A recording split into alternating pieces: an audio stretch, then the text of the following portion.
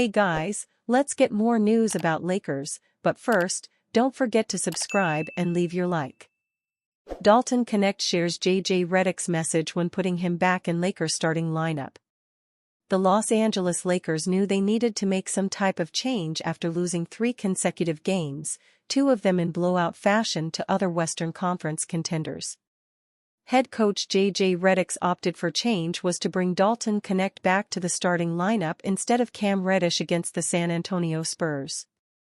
This move was effectively an announcement that the Lakers are going to lean fully into an offense-first identity instead of trying to mold their team into a defense-first one. And Knecht responded immediately. He finished with a team-high 20 points and grabbed 8 rebounds on an efficient 8-4-15 shooting night. The Lakers got the win, 119-101, and ended the 3-game skid. And after the game, Knecht spoke about the messaging from Redick and his staff after being moved back into the starting lineup in an interview with Mike Trudell of Spectrum Sportsnet. Pretty much, he told me that I'm gonna start and just be you. Just be aggressive with the ball, and whether he said that or not, I was going to go do that. Knecht went 4 for 10 from three-point range, but was effective from inside the arc as well. And that was no surprise to the Lakers rookie, who was ready to show that he is more than just a shooter. I'm not just a straight shooter. I'm a 3-level scorer. I think I showed that in college. So I just keep going out there and shooting the mid-range, shooting floaters, getting to the rim and dunking, laying it up. Not only just that, playing out of the pick and roll and hit my bigs for easy layups. Knecht has proven very early on that he can be an effective 3-level scorer, and it has been anew to earn him a legitimate spot in the starting lineup, not just due to injury. The Lakers seem to be at their best with Knecht on the floor next to LeBron James and Anthony Davis, and they are leaning into that after 17 games. Now, the Lakers can see if Knecht in the starting lineup works against a serious test in the Oklahoma City Thunder on Friday. Lakers' Dalton Knecht reacts to triumphant return to starting lineup. The Los Angeles Lakers earned a 119-101 victory over the San Antonio Spurs on Wednesday. Rookie Dalton Knecht scored 20 points and added 8 rebounds to go along with 2 steals and an assist in the win. Following the game, Knecht addressed his return to the starting lineup via Spectrum Sportsnet. Pretty much Lakers head coach JJ Redick, told me I'm going to start, Knecht said. Just be you. Go out there, be aggressive, shoot the ball. And whether he said that or not, I was going to go do that. Knecht was aggressive, taking 15 shots from the field in the game. He ended up going 8-15 from the field and 4-10 from beyond the arc. Knecht was efficient as he remained aggressive, something that is unquestionably a recipe for success for the Lakers. He also discussed his versatility as a scorer. I'm not just a straight shooter, Knecht said. I'm a 3-level scorer, I think. I showed that in college. So just keep going out there shooting mid-range, shooting floaters, getting to the rim, dunking, laying it up. Not only just that, but playing the pick and roll and hitting my bigs for an easy layup. Knecht has displayed plenty of confidence. The Lakers rookie is averaging 11.7 points, 3.1 rebounds, 1.1 assists, and 0.5 steals per game so far. He is also shooting 50.7% from the field and 43.6% on his 3-point attempts. Knecht's scoring has played a pivotal role in LA's 11-7 start to the 2024-25 campaign. Knecht could receive NBA Rookie of the Year consideration if he continues to play at a respectable level. It will be interesting to see how he fares, given the long NBA season. The Lakers will look to add another victory on Friday against the Oklahoma City Thunder. The game will be especially important as it is an NBA Cup clash. Anthony Davis pleased with Lakers' bounce-back performance. The Los Angeles Lakers finally got back in the win column on Wednesday night by defeating the San Antonio Spurs in relatively comfortable fashion. They didn't lose a single quarter and were in control nearly the entire way, fending off Spurs runs regularly and without needing any one player to be a hero. Anthony Davis needed only 19 points, 14 rebounds, and 7 assists to secure the win. Dalton Knecht, placed back in the starting lineup, was the leading scorer with 20 points. It was a balanced effort and a near wire-to-wire victory off of the back of a frustrating 3-game losing streak. The Lakers had gotten killed by the Phoenix Suns and Denver Nuggets prior, and began the streak with a loss to the Orlando Magic in the final seconds. So Davis was certainly happy that the Lakers were able to bounce back and get a road win in San Antonio. Via Spectrum Sportsnet, it was good to get back in the win column. Obviously it's frustrating and it's tough when you lose basketball games, but it's always about how you respond. The good thing about the NBA is you always got one either the next day or the next couple days just to kind of redeem yourself. So I think we had a solid 48 minutes. Obviously they made a run, which every team will because it's the NBA, but we responded with a run of our own and were able to get some separation and lock down the win. The problem for the Lakers in the last 2 games had been a complete collapse and loss of focus in the third quarter. On Wednesday against the Spurs, they won the third 34-30. Davis discussed what went differently. We were just trying to get good looks, run our offense and live with the results. Put guys in actions that we thought that we had an advantage with. We were able to get some lobs, some pocket passes and open threes.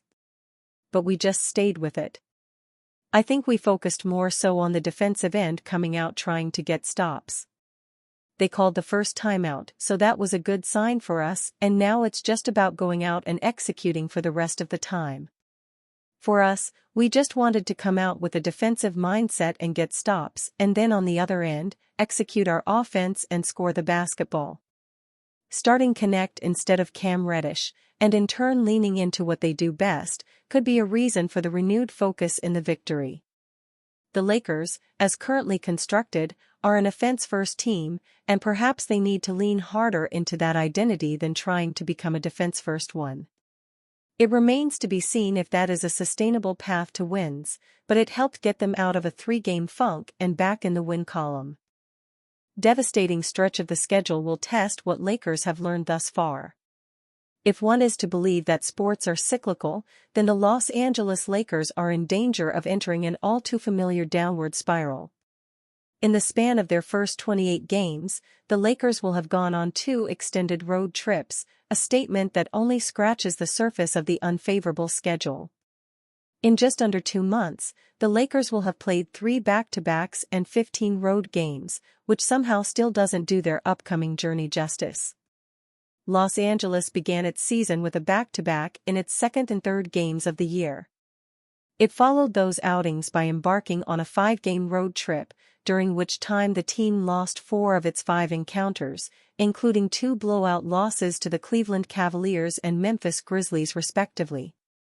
The Lakers have responded well, winning 6 of their past 8 games, but a current 2-game slide has created less than ideal momentum heading into an even more challenging stretch. Los Angeles will play its next 2 games on the road, facing the Phoenix Suns and San Antonio Spurs. To make matters worse, those games will be played on consecutive days, marking the second back-to-back of the season for J.J. Redick and company. The Purple and Gold will then close out November with a home game against the Oklahoma City Thunder, a daunting challenge that only briefly interrupts a month to dread. LeBron James passes Tim Duncan in NBA history with latest win. LeBron James has once again ascended the NBA's all-time wins list, surpassing Tim Duncan to claim the second spot. This achievement came as the Los Angeles Lakers defeated the San Antonio Spurs 119-101 on Wednesday night, improving their season record to 11-7. In the game, James recorded his 6th triple-double of the season, contributing 16 points, 11 assists, and 10 rebounds, along with a steal and a block. Moreover, his performance was instrumental in halting the Lakers' 3-game losing streak, serving as a reminder of his ability to impact all facets of the game, even in his 22nd season. This performance elevated his career total to 1,159 wins, encompassing both regular season and playoff victories. He now trails only Kareem Abdul-Jabbar, who holds the top spot with 1,228 career wins. James' achievement is a testament to his longevity, consistency, and ability to adapt as the game has evolved over the past 2 decades. The Lakers' victory was bolstered by a balanced defensive effort, with 7 players scoring in double figures. Anthony Davis led the team with 19 points and 14 rebounds, dominating the paint on both ends of the floor. Rookie standout Dalton Knecht contributed 20 points, providing a spark from beyond the arc. The Lakers' defensive effort was equally impressive, holding San Antonio to just 42.4% shooting from the field and forcing timely turnovers. Lakers acquire perfect guard-center duo in necessary mock trade deal. The Los Angeles Lakers have started the season with an identical record to how they started last year under Darvin Ham. J.J. Redick's takeover of the team has brought positives on the court, but it's hard for a rookie head coach to overcome the roster issues the Lakers have had for the last 2 seasons. No one has looked at their collection of talent and called them title contenders, but everyone will be disappointed just the same if they do not make a push for contention. The team has major issues with its guard play and a complete lack of backup center minutes behind Anthony Davis. They could address both these needs in a trade with the Washington Wizards, which can see them greatly improve the top end of their rotation for players who haven't been producing for them. This deal allows the Lakers to reinforce their rotation with high-quality veterans who will be willing to accept their roles to try and help the franchise into a contending situation. Both teams won't have complaints about the salary aspect either, as these are all affordable contracts being moved around. The Lakers have been playing through self-imposed limitations created by the roster that J.J. Redick inherited. They're having to play Cam Reddish as a starter to have a semblance of defense in the starting 5, while D'Angelo Russell continues being inconsistent as the team's 6th man. In addition, there is simply no positive lineup without Anthony Davis on the floor, primarily because he's the only competent big man on the roster.